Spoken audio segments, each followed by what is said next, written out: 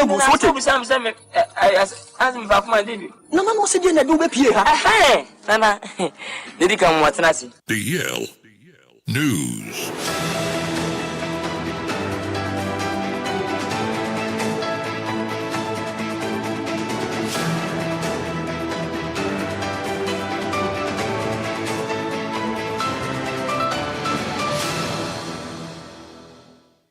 Yamamo akwaba tumirike nation mo Facebook no sana kase bo na humfoni ahodo any videos ahodo no wonya bi na wonhwe emfamefo adwenche no so me se ne baje mre na kenkan nyina da e wo Facebook no so ediamam ya sha kase bo na sa na ya sha ase e de afri Ghana man panin be ma oboada na na adedankwa akufu adom enkata tenten afri na kache aba ni mre e kirem sem Ghana man panin wabomade anya nante se nkata mi na montene so e kirem sem omampeni abomaden ema na hu mobro etumi aso Ghana de hie bi so mde da fiase e kire mi sem we the presidential pardon ti obabefra akonwa soyi sade hye be rebe sa no nipa mako be du baako na Ghana mampeni etimi ehu ono mobbo se da bi ofra akonwa so akwade a wono mademu acha ni senti oyi o makofie agwakodu o moyerenom na efe momponafo abia no maja asomdwe mapa etumi amamude odo etimi de abodo som na so nkra beto esese ne nkata beto odwa awie no emu kire mi sem Obia kan tenten na ba na Ghana man panin na daga gufu adom. Nkata akofro efi na kache aba echirim sem. Sra nkata ahodo ba bonten so hina no Ghana fo hina da. Yen kura chichichi ne mpem zesabe. Enwan menu omopem ne yen kan kire Ghana fo hina se no kura ba kumpo enim tie nyina montungu ba bi kura. O cheza tan sem na ba bonten so no eye moguo. Omo nim ni pakro mpo a oba moden tena se. Ebe oni trimu po. Etwa sa kan tenten sa etom na oba moden atom na Ghana fo hina se yenje. Ni yanka nchira Ghana voza wampeni hu mobro aso nipa bi omude afiase so Ghana mampeni chirim se dapi untu na mo senti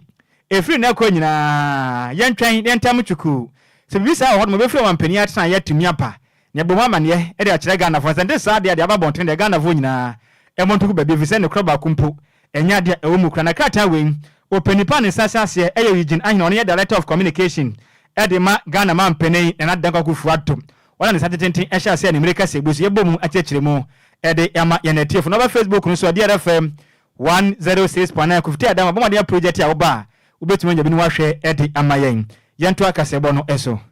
President Nana Adwoa Akufo-Addo ede ye president elect John Dramani Mahama akoto ewo Jubilee House a eye ochina media ye bedisi ede omampani John Dramani Mahama ebesi akunya so na we nso kire eye transition process a etwato na to ne koso na omampani Nana Adwoa Akufo-Addo echese eye ade owo gidie wo eye omampani John Dramani Mahama muye mu pa se akunya ya ye di ni ba bedi obedi adwuma soronko ewo eye oman Ghana mu a ochese on de wa ye krado se obeta eyo mampani John Dramani Mahama echi ene aban foforo maban se na ebe ya bibia betimi akosu yie ewo oman mu we na ye president elect omampani John Dramani Mahama sudi betu ja se ya ade anani asode eyo mampani Nana Adwoa Akufo-Addo ayama no eba transition team no ene se ne process ni koye nina no ya ade a wahwe ehu se bibia koso bokwa ya asumdue so na emomboli bia ensi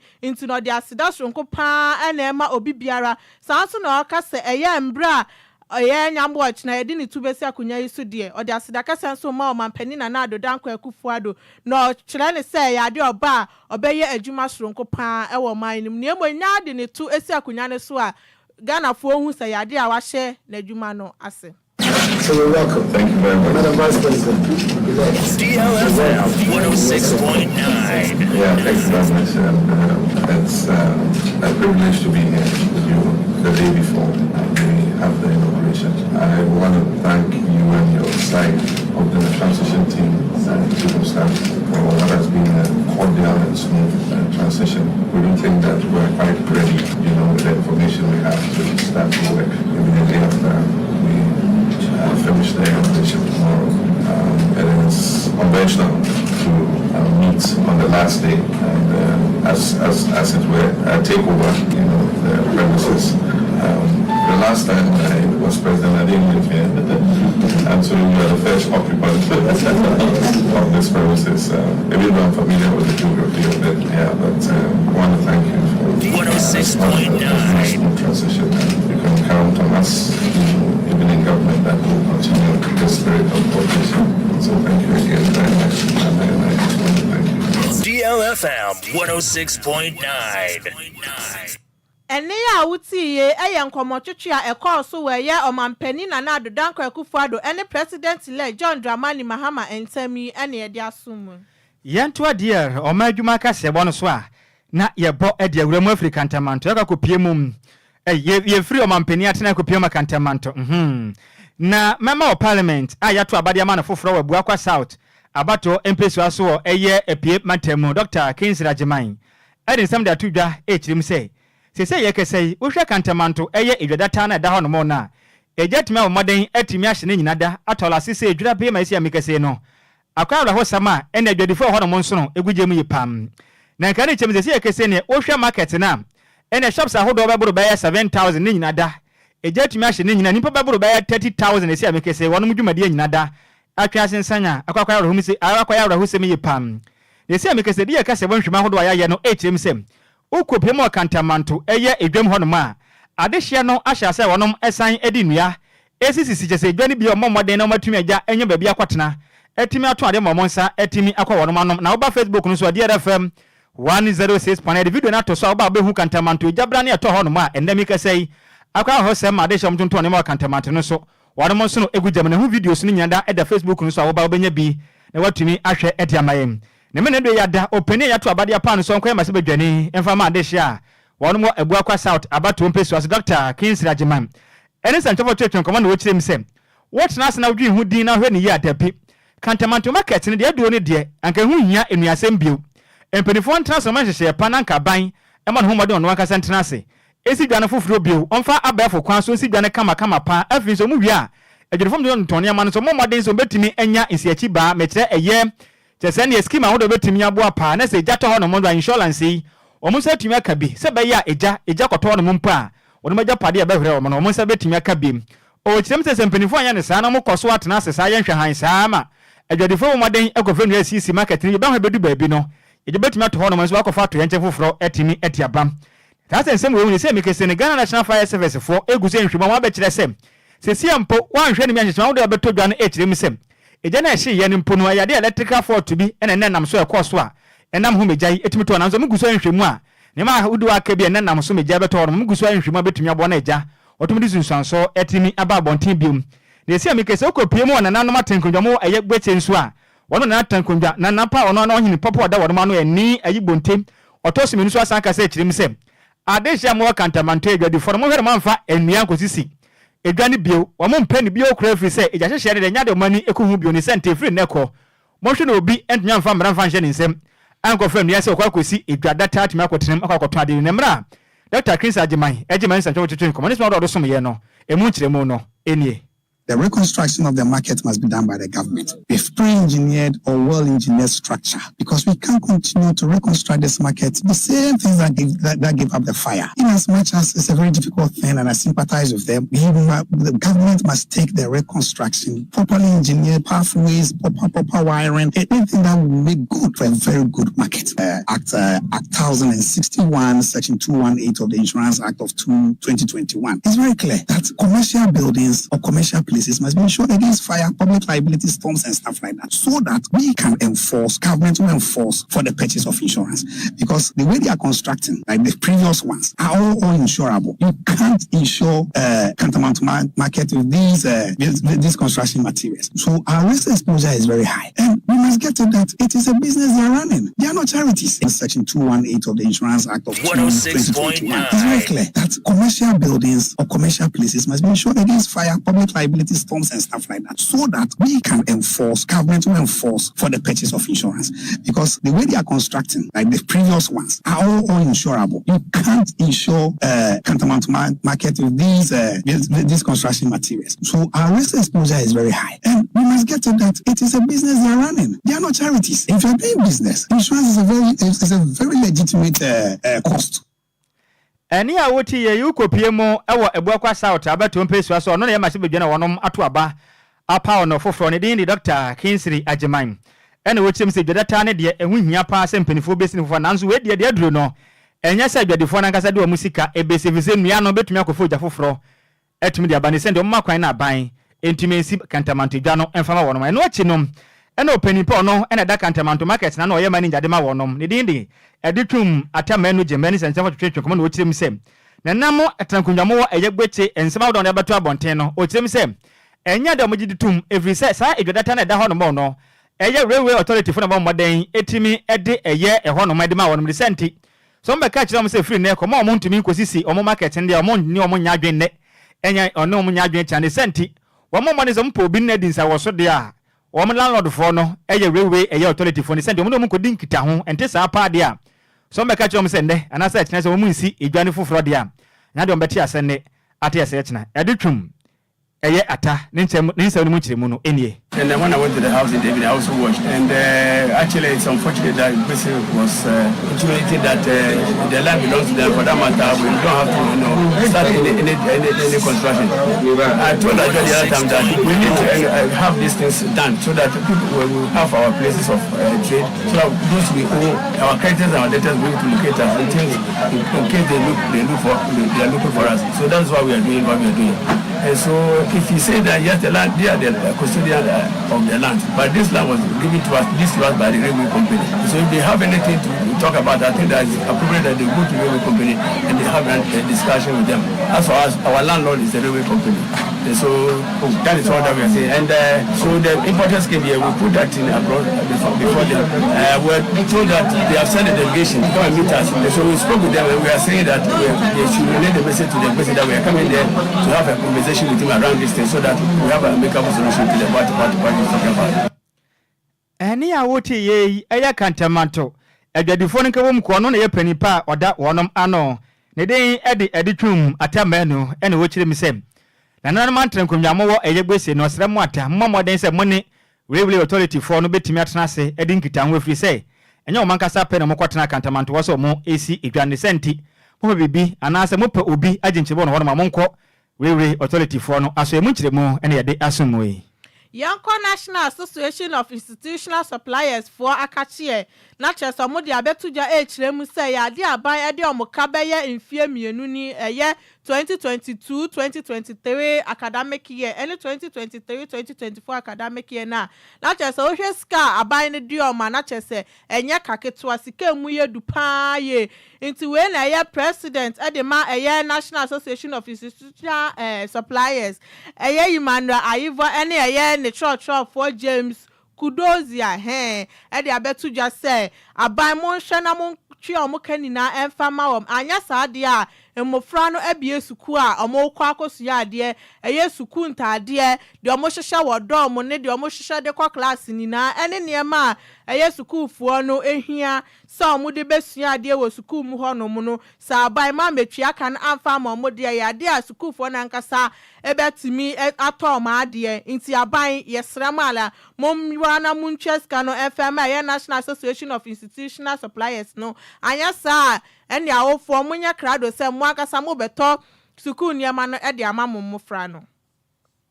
de free ho ba no no free ho ba no no na sai aban no e de wono moka bebre Ghana Education Service for no ai omo de kandi so mo metua de anesa de etie bia no mo fra na nkasa nuane suku ho niema ahodo books bia mo de sua de no aje o mankasa kwato ma de won to ma de fi se omuntu ka o ma bo omodi amema o ma be 2 years ni na still na mo pese mu betwi o mo kade a omuntimi nto aso se o mbe supply ne ma ne de ama o mo nsem na ewom pa nti de be srada empenifo mo na ma o mo to se mo frey na asha se o mo asese se o mbag se o mo ku o hu nuanu na esini mo na mo sene no nti we de awofo no mo mamodin a se de die ka se bokan na mo ma mpenifo na nye ntinti na ka bia o mo de mpenifo ka no mo nkotua ndi zade a danto amasenma ahwe ankwala no mankasa mbetum bibia ebi mbu akasa kirem se sisi akro mankasa kwa na eto man ntade ne die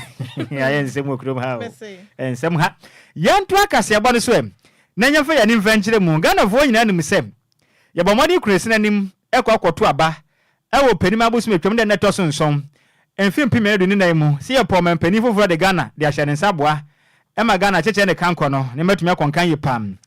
na ma Ghana fo nyina ko sinanim koto aba ne to aba no e de mo man dada John Dramani Mahama no etu franka ewo ndi sam nyokondim se yesi ade Ghana fo ya tede na tadwufo wa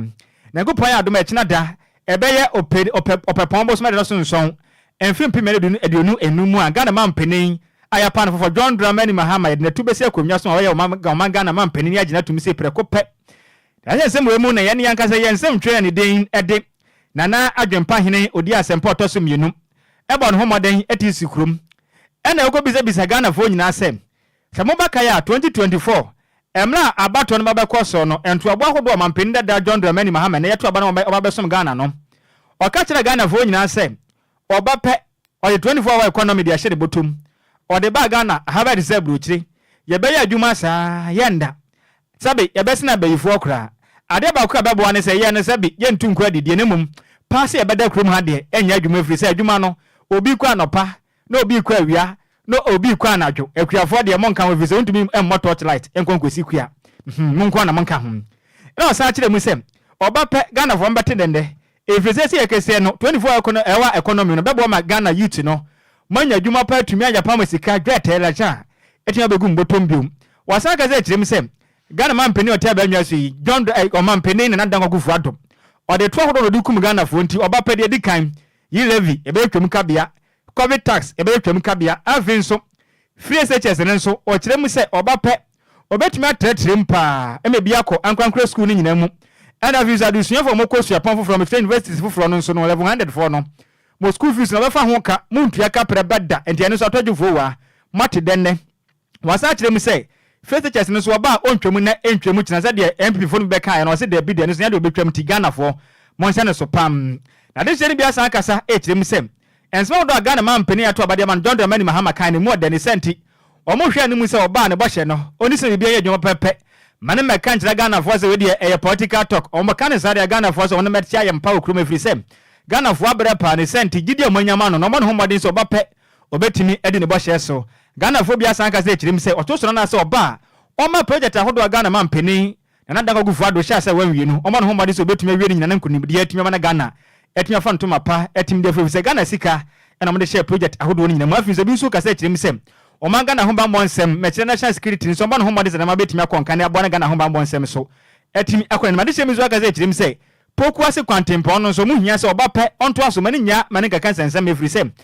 Ghana fo sika na de ye kwanti so wanto aso a wono mbedi ne hu ya pa adesha na geme ene ye nsem twire yin na adwempa hene odi asempa de seka twetwe nkomo ne nsem no mu nkyiremu no enie me say shenim say oba to free education ne so na waye ne ye asen kane no na wama enyuma youth na nya enyuma aye na oman ne mo aye no emu atimi aye mre no na ye hwe nyambo ya china na de o mampani si so ye ni je seb nso mampani ni kwora apo no onim ransa no onim ya hawo na ye IFM ye best friend say ba oba na ya hawo ye de to na nimu no onhwe no onim dwuma ma ye poku asinsa wo road no onhwe na ne manim ya yesre no omo aye ne ntumi nyanwie na airport bo no so onhwe any fuel price on share my ports on share my send a bear near mana ye no a one beba for mama. I think say no be my boy and only at this DLFM 106.9 or man eba for mama na free HS and so no only free one kwala bit me obi a bit me akosku media sika biara akodi toko biemu anse ekodi akwakodi no omomonia se oma asen aba anu ne 1 second no na onsho kwan se oman mu no omu bere bajo asonjebe wom na nyama na afu akososo no yenim se entimba kra die but at least die sasa mu tumi ye before be bia no onye mfa ho dem wi o man pani e won se e mu se Ghana ne mu aden die ba oba on hwe na o manyema mu eyemre man mesre no so hwe school no e man school de me mani ntwam kura on hwe school no mu die school no on hwe free HS no no e wunya me pa on hwe e man na me mani ntwam on to aso na on hye mu kana e fa man mani o man pani fufura se oba de mimi here efe no neseka previous government no efe se on was started enyuma horo mebra wanwi ti mimi na expectation pa neseka ni previous government no enwie no omomode anse se enyuma na akanim na oba be ni na amaye ometo aso amaye Enquires said the omo ye no so be start project bi anadwumade bi no ya next government ba na wajato no there be yɛhwɛ sa this time yɛpɛ changes bi ba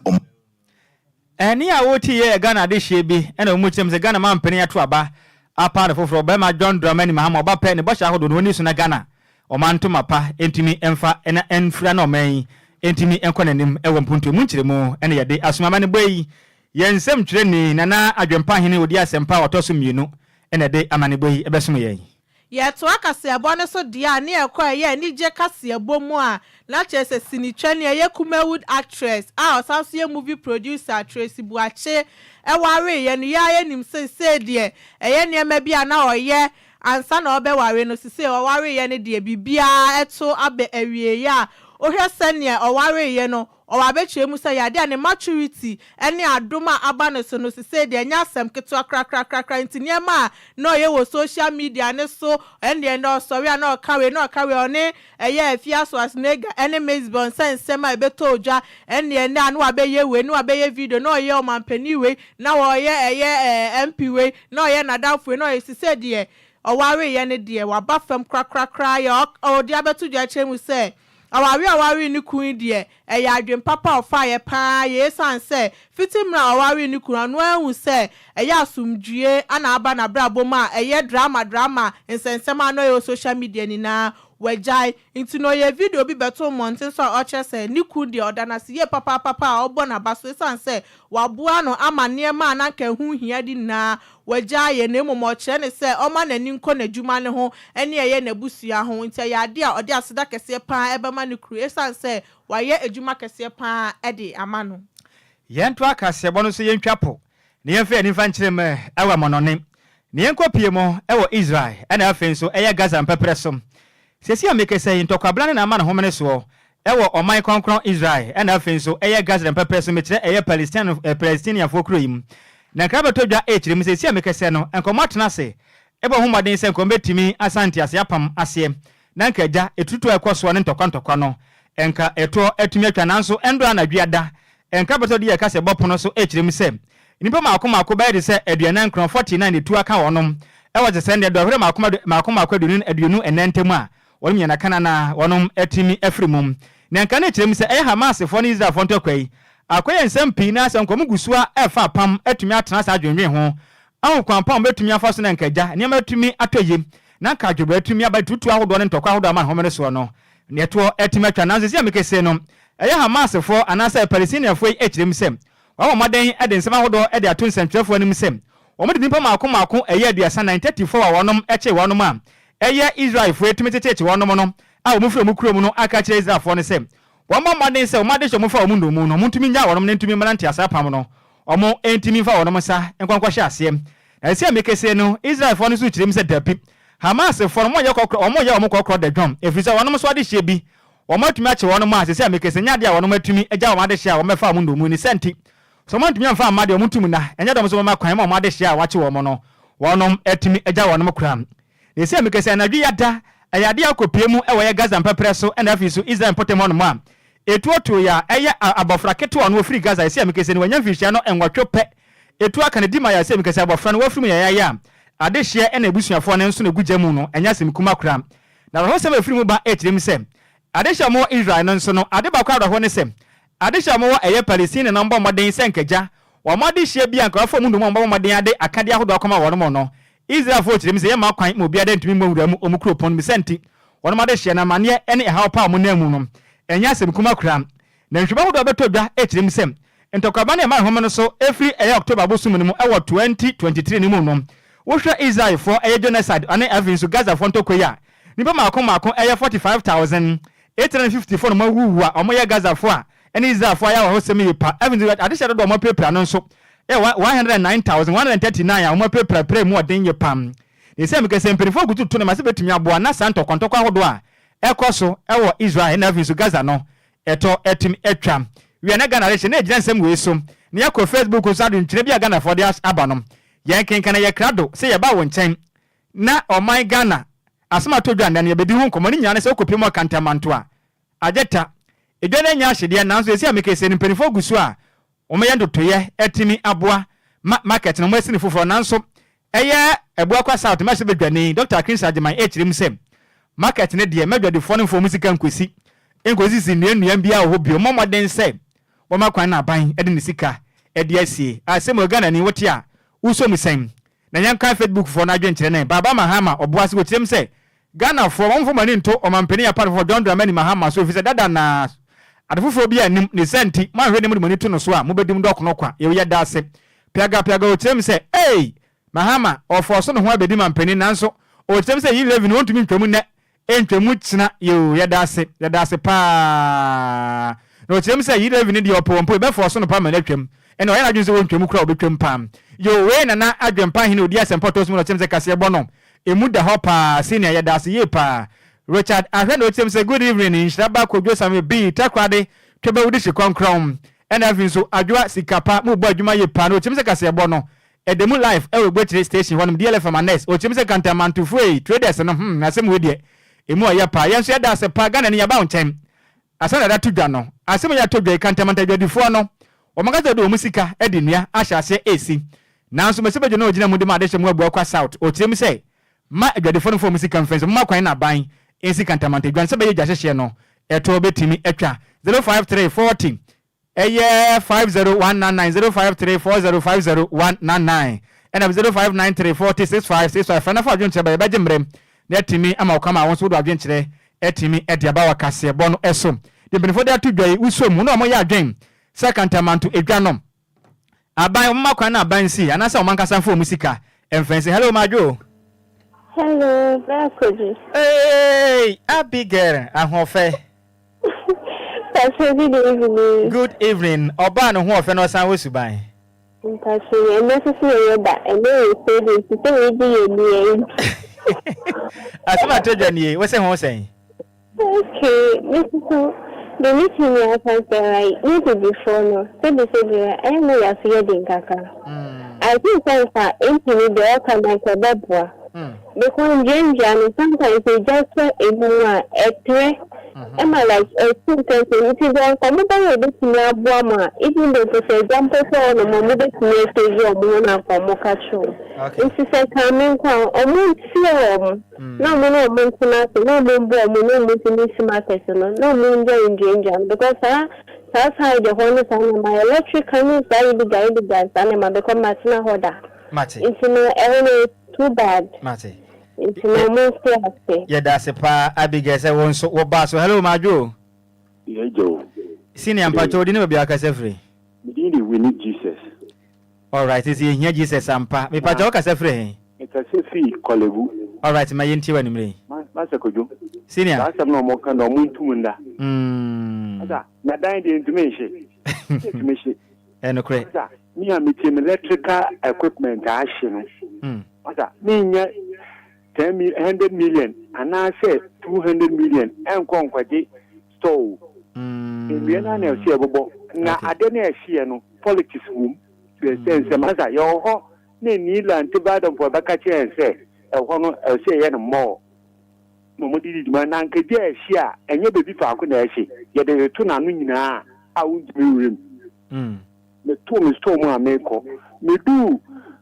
palladium pepepe no see ejato hono bebi am store woni bebi start here mata mount pin crown bank na tese meto ase a wo ka dwadifo na motonton ma wakantamanto market no oh we dey kafra wana nen biashi enti bia condemn enti se sia no ma ban mesi mu ambesi mu ade on omu se ye nyiska ngi store no okay enti mu amba ye mu ade kakra ye dunia ba ye mate ni se sia no be sia me loan na me jemasa ni se me pese me dwane Cote d'Ivoire aya sem because man hini ya ni baba no ansha me hye me ho akonfo medase go bi sia 100 million na sa so mu ya to me kafra yes ya dase bebre hello Madwo ya jawofa ma ho fe fa chem pass wagina so ache odi na bia kasa free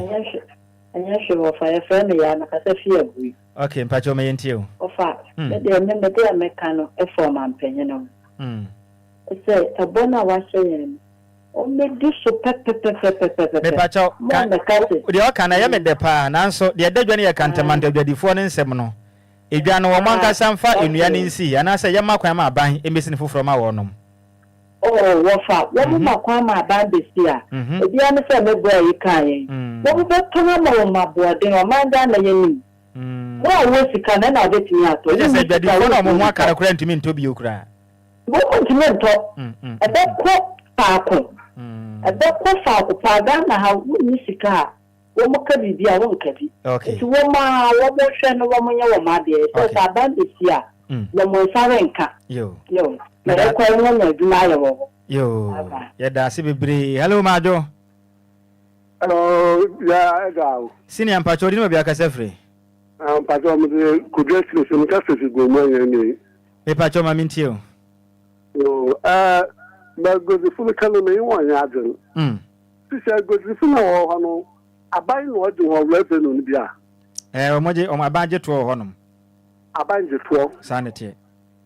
wo tax aba din tuna so wa so o ma aban no o ma je ma ho no ye kwan ni ta so wan ka so wa ya so aban ba di revenue o dey flow ife mi kam kwa anka aban di revenue wo ho no o ma kwan ma aban o ma ye ma ho okay yo ya da se pa se won so oje mre eni edi nkomo hello majo good evening pacho odi no bia ka sefre ya fami jina me ka tifitem e pacho me yenti woni mre me so ka mi kwa nkomo mo nyo mo ade cause abande se beton amomo ayi obi an be nya ni place nso mo abom tabu kakra ka mo ton mo ade mate me da se pa yen so ya da se hello majo hello ofa isini afen komesa ye abante ofa funi okay mi pacho me yenti o ofa woni rolling spark ho minim hopa no ma aha e ho no mu ji dwa bi se nko mu si ama mo bro wa for na o ma ye o mu nyina wie pe ekoya de foforo nti ofa mpacho mo mu to mu nu ya wa no man yo ma de okay bye beso be da se hello bajo ya jawo kebe this year oh mama na ti say oh blessing hallelujah ma feel set no iyo mi pacho me yenti edwadifo no omansi anasa abanko ye ma wo mo oh at least me nyameti aka ne say edwadifo no eni abani ntunase because mo ajeto omunchen okay they take that each and every blessed day some nya abani nyina ntunase no monka but omo hwe na say abani nya interested a mo nya o ma de na nyakopon so hwe mo de oh okay ya da se bebre se won so do adwen kire e de e ba ya nyame onhira pa me fa me very fan call hello good evening Kwadwo Sammy B oh ahon fe me pa cha odi no bia ka sefre me pa 20 million me ka safri dodo me pa cha me yenti wa numre me pa so edwadi fo no se na mo je tu o mo ho no aka mo kwa o mo ye kura mo o mo bombo dia na aban so no bua o Anya ta abaye de ne sika nko aye a obeto ma mu ye sa market sa na mu de ye okay nti wa munye o mu ade abaye bua o mu anu su ye yo me da se bebre hello majo hello sini ampacho ni bia ka sefre FM kujo ka sefre bora e pacho me yenti wo ya me fana kola okay yo ka na ka se abaye be obejire o okay abache nti so mo ya be so mo fain se bi a BBC a ka bit ma so okay re mo kodu mi jam o da se ni anka e kwan de mo a ka se bit ma re mo so mi jam bi no correct na man da boy se ka bit na kwan intention ne se ba to afa gadi e gadi so mo ti mi adum jam e be de mo yi dana mo kwan ne mo se bi a BBC a ka se bit ma afo ma kodu mi jam da se men so me da se pa afrefo na beda mu nyina se enam yemre nti yentumi emfa ofrefo bia bio kasibe mu semufo ya maze mebe entry ene sa kasibe mu ede ma me do bo a me de me ko Facebook ngosi e kofitera be ma 10 gram wini ahofe edwa ni fi an musi o wase ne obi a ofia kofitera no no ne de kopie mu e wo Facebook ma won so nya bi ehwede ma ya boafo so amofra ye ene mo nso no ma dwentwe fa Facebook no nyina so ya da mu nyina se enu mienu so a esi petepende kasi obesuma ni mire no edi ameje so takwade kodwekrum twebe wode shi konkro ma 10 gram a wini ahofe edwa me meden ede Nhyiraba Kwadwo Sammy B mene Adwoa Agyei Sikapa ye kwene nchia kase pa enko enfama Agyei creation mobutu chese ne dome Christian village mobu adwuma pa ha and everything so no an nipa ba ko pe pole enimere cheche mu nyina yes sorry see the obetieni the Ken is back to the subject. DJ Hitman say na yetio pata pa Yame yo Sammy Adwoa DLFM.